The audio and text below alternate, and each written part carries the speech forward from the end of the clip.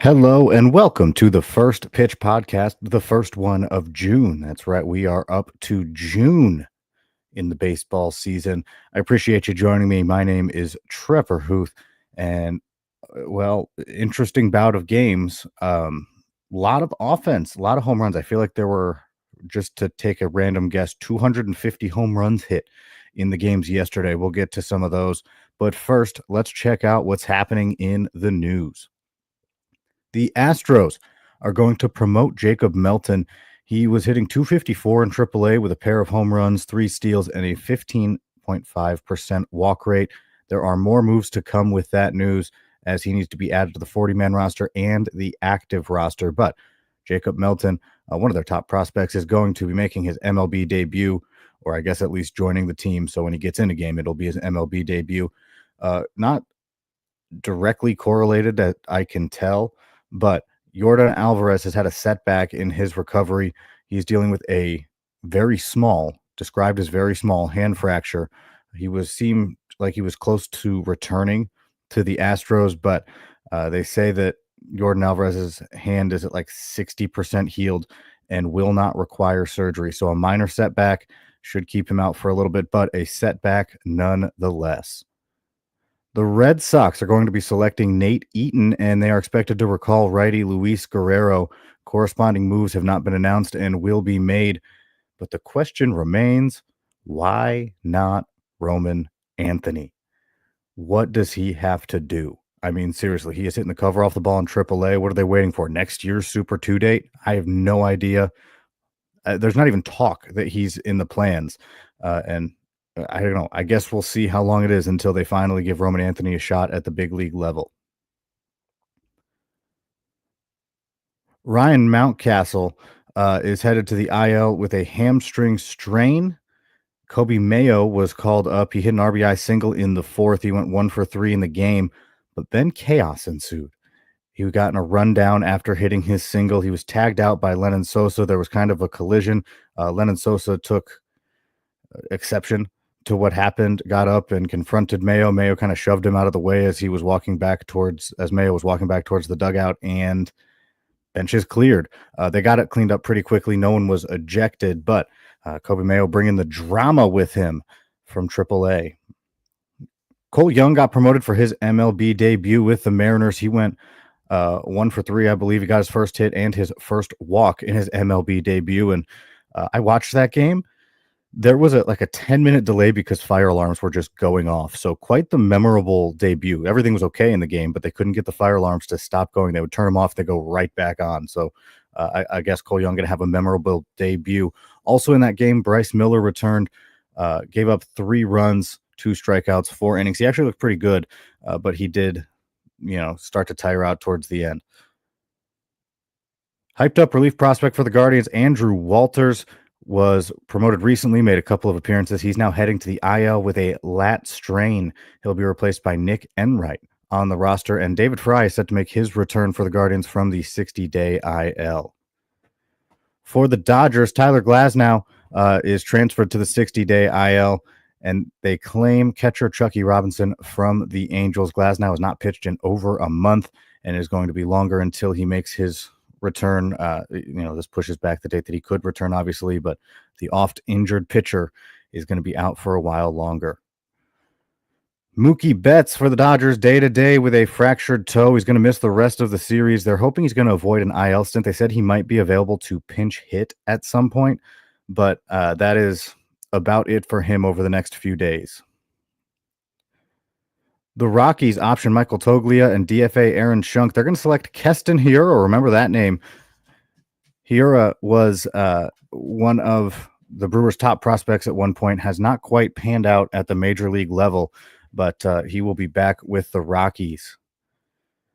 For the Cardinals, Jordan Walker lands on the 10-day IL with wrist inflammation. Cardinals select Ryan Valade, an outfielder who's got a little bit more versatility, but has yet to pan out. He hasn't really played that many games, was with the Rockies and Tigers in the past. And Dalton Varsho sustained a hamstring injury in their game today. He's going to undergo an MRI, so not much else known. More information to come, but Dalton Varsho looking at an IL stint. At least it seems like that's what's coming. We'll see what the MRI says. Time to take a look at some of the hitting highlights from yesterday's games. Aaron Judge hit a pair of home runs. He's up to 21 home runs, which would have tied him for MLB lead, but more on that later. The Dodgers scored 18 runs in the game. They were one of three teams to hit triple or double-digit runs today.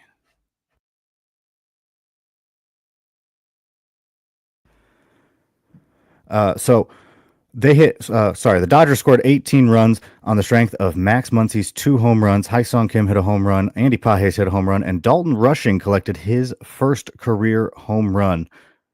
And it was an offensive onslaught. 18-2, I think, was the final score. They beat the Yankees.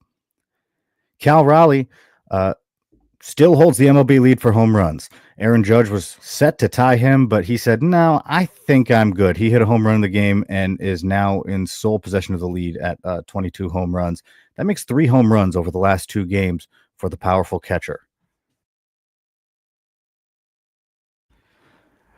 This Ronald Acuna Jr. guy who the Braves just got, just brought back from injury, seems like he's pretty good.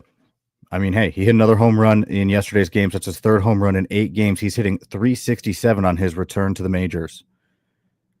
The Rays offense, another one of those teams to hit double digits. They scored 16 runs behind Yandy Diaz, Jake Mangum, and Josh Lowe hitting home runs. They, of course, not the stars of the show. Junior Caminero had a pair of home runs and a pair of doubles. I'll tell you what, credit the Pitcher List Dynasty and Prospects channel for this on Discord, because they were just talking about how he wasn't hitting that much, and since then he's just gone on an explosion of offense. Jeremy Pena for the Astros with a pair of home runs, raising his total to 9 on the year. He's hitting .305 this year, highlighted by .393 with 3 home runs and 3 steals over his last 7 games.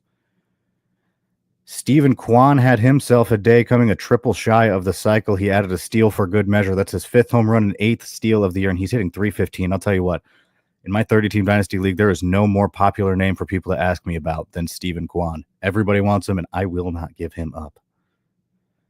The Brewers had themselves a day, scoring 17 runs behind the strength of 2 3-run home runs from Rhys Hoskins. That's right. He had 2, both were 3-run home runs. That gave him 6 RBIs on the day. Jackson Chourio added a home run and a double to his stat lines, and he had 5 RBIs on the day. Big scoring day for a lot of teams. The A's and the Blue Jays were another one. I mean, both of them scored a lot of runs. I think it was 8-7 final or something like that. It was just an offensive onslaught. Tyler Soderstrom hit a home run and a double for the A's. Denzel Clark hit his first MLB home run, and it was his first home run of the season. He'd been hitting for higher average and making more contact in AAA, but had not hit a home run. Well, he hit a home run in this game and has been striking out a lot, but no strikeouts, or maybe 1 strikeout over the last 2 games, and he has 3 hits. Now, part of that could be due to the fact that he's playing in Toronto right now, which is his hometown, so he's doing some home cooking right now, but he is definitely cooking. You love to see it. Brent Rooker added a home run for the Athletics, too. Addison Barger for the Jays, still mashing. That's right, he is still mashing. He hit a home run for the 2nd game in a row. Bo Bichette hit a home run, his 7th of the year, and all of them came in the month of May. Happy June. So he is picking things up a little bit. And of course, George Springer with 2 home runs. And I believe I skipped over a note here that I want to go back to. For the Twins, Matt Wallner was actually back in action today, and he clubbed a home run in his first at-bat back, so you love to see that. Going to round things out with the hitters. Dalen Lyle, the young outfielder for the Nationals, hit a home run and a triple in yesterday's game, so I think he's hitting .208 on the year. Bit of a slow start to his young MLB career, but a couple extra base hits in that game. Going on to starting pitching, as you can imagine, some of the lines, not great. We're going to start with one of those. Will Warren was one of 3 starters to have really rough outings yesterday. He went 1 1/3 innings, gave up 7 earned runs with 4 walks and just 2 strikeouts. Obviously, the Dodgers got to him pretty bad. Landon Knack on the other side of that, though, struck out 6 and gave up 1 earned run across 6 innings, kind of making a statement as Emmett Sheehan is nearing a return to action. I mean, Emmett Sheehan is rehabbing. Kind of think he should take a rotation spot, but maybe Landon Knack fighting to hold on to that. Robbie Ray, still killing it. Still doing great. He went 7 innings, gave up 1 earned run, and struck out 9 batters. Edward Cabrera. This one actually surprised me because I just haven't really been paying attention to Edward Cabrera, to be honest. Maybe I should have been. He was fantastic in the month of May. He was rocking his mid-90s changeup, and I believe he touched 100 in the outing yesterday, and 6 shutout innings, 5 strikeouts in the game. In the month of May, he had a 2 ERA with 28 strikeouts and just 8 walks in 27 innings. So he had a fantastic month. Spencer Schwellenbach, I tried something different. Every time he pitched, I talked about how I thought he was going to take a step into fantasy acehood. I did not mention him in the last podcast, and guess what? 6 1/3 innings, 11 strikeouts. He did it. They were shutout innings too. So Spencer Schwellenbach looking like Spencer Schwellenbach should look. He's phenomenal. Zach Littell, complete game for the Rays, striking out 6, surrendering 3 earned runs. And I'll tell you what, my favorite game that I watched today, I watched like 3 of them. My favorite one was the Royals and the Tigers, not just because I'm a Tigers fan. The pitching matchup was exceptional. Tarek Skubal versus Michael Wacha. Tarek Skubal, first off, 7 strikeouts, 7 shutout innings. Did not walk a batter. That makes 16 straight innings without a walk over his last 2 starts. And he walked 2, count them, 2 batters in all of May with 59 strikeouts. What an insane month and an insane stat line there. Michael Wacha, he took a no-hitter into the 7th inning. He got pulled after the 7th. Colt Keith was the one who broke it up. Colt Keith had a pair of hits, and no one else did anything on the Tigers offense. But he took a no-hitter into the 7th and struck out 6. Just a phenomenal pitching performance. You blinked, and that game was in the back third. All right. My matchup of the day from yesterday's podcast heading into today's was Chad Patrick versus Luzardo. And Chad Patrick held up his end of the deal, striking out 6 in 6 innings, giving up a pair of earned runs. Luzardo did not. He gave up 12 earned runs across 3 1/3 with 4 strikeouts. Not his day. But of course, again, we saw the amount of runs the Brewers scored. So that happens. Dean Kremer for the Orioles strikes out 7, gives up 1 run across 6 innings against the White Sox. Sonny Gray also had a solid outing, struck out 10 in 7 shutout innings of work. Nick Lodolo having a good game, struck out 5, walked 2, 6 shutout innings. It was feast or famine for pitching, if you haven't noticed. People were either shutting the other team out in terms of starters or just giving up loads and loads of runs and home runs. Ben Brown, I have him here with the starters because he has been starting. He did not start this game. Drew Pomerantz was the opener for the Cubs, but Ben Brown followed after 1 inning of work from Pomerantz, and Ben Brown dazzled. 6 shutout innings and struck out 9 batters, didn't walk anyone. A great day for Ben Brown. Bailey Falter shut down the Pirates, throwing 6 1/3 innings, but he only struck out 1 batter. And finally, I hate to end this way, but it was the most recent game to end, so this is where it is on my notes. Brandon Pfaadt, 8 earned runs, did not record an out. He was the third of the trio that did not fare very well in their games yesterday. So 8 earned runs, not great. Didn't record an out. That's worse. Weird way to end the highlights, but that is where we are at. When we come back, I'm going to take a look at some of the pitching matchups coming up later today as we open up June games. We'll do that in just a moment. Once again, my name is Trevor Hooth, and you're listening to the First Pitch Podcast on Pitcher List. And welcome back to the First Pitch Podcast on Pitcher List. My name is Trevor Hooth. Always happy to have you listening. We went over some highlights, some news. Now it's time to look at some of the pitchers coming up in today's games. Adrian Hauser for the White Sox. He's gearing up to face an O's offense that has been a pretty good one to stream against. Now, here's the thing. Kind of worries me to stream Adrian Hauser, but we'll see what happens. He's coming off of 12 straight shutout innings to start his White Sox career. He's thrown 6 innings in both of his starts and has yet to surrender a run. I don't know. I guess take your chances could be a good thing. The numbers are on his side right now. Chris Bubich versus the Tigers. The Tigers, again, just got 2 hit, and Michael Wacha took a no-hitter into the 7th inning, but the Tigers have a 119 WRC plus against lefties, so we'll see what happens. Chris Bubich obviously having a fantastic season, and Cater Montero's on the other end of that, who, I don't know, I just like to mention, I'm a Cater Montero fan. Taj Bradley entering a game versus the Astros, coming off of 13 strikeouts in his last 13 innings, giving up 4 earned runs in that time, which is a good bounce back from his poor start versus Miami a few starts ago where he gave up 5 earned runs. He's going to be facing off against Hunter Brown, who, if I'm not mistaken, is still Hunter Brown, so he's going to be pretty good. And finally, the matchup of the day. This was a tough one. There were a couple ones I wanted to pick from. I mean, Garrett Crochet's on the mound. That's always fun. But I decided to go with the ultimate hype up matchup coming into this season. Two of the pitchers who I thought were hyped up a ton heading into the year. That is going to be the Giants versus the Marlins. That's going to be Hayden Birdsong versus Ryan Weathers. Hayden Birdsong started the year in the bullpen, has since moved to the rotation, has a 2.89 ERA with 10 strikeouts in 9 1/3 innings as a starter.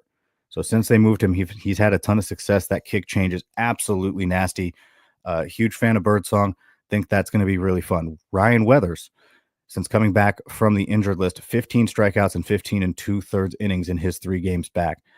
I think that's going to be a really fun one. Both have been pitching very well. Both have a lot of upside, and both, I don't know. It's just going to be fun. I'm going to make sure that I have that game turned on my TV no matter what. With that in mind, I appreciate you joining me here on the First Pitch podcast. Make sure to check out Pitcher List for all of our wonderful content. That could be Nick's top 100 pitchers. That could be Scott's top 100 hitters. That could be Rick Graham's reliever lists. He's got a few of them, and they're all fantastic. Or just the great written content that comes out outside of those things. We have a lot of really smart writers, a lot smarter than me. So I always like to read what they have to say. And if you join PL Pro and join the Discord, you get to talk to those writers and me, but you can ignore me. We're all talking baseball all the time in that Discord. Make sure to join PL Pro if you have not already for that conversation, advice, whatever you may want. It's a great time. That being said, I appreciate you joining me. I will see you guys next weekend. This has been another edition of the First Pitch Podcast on Pitcher List.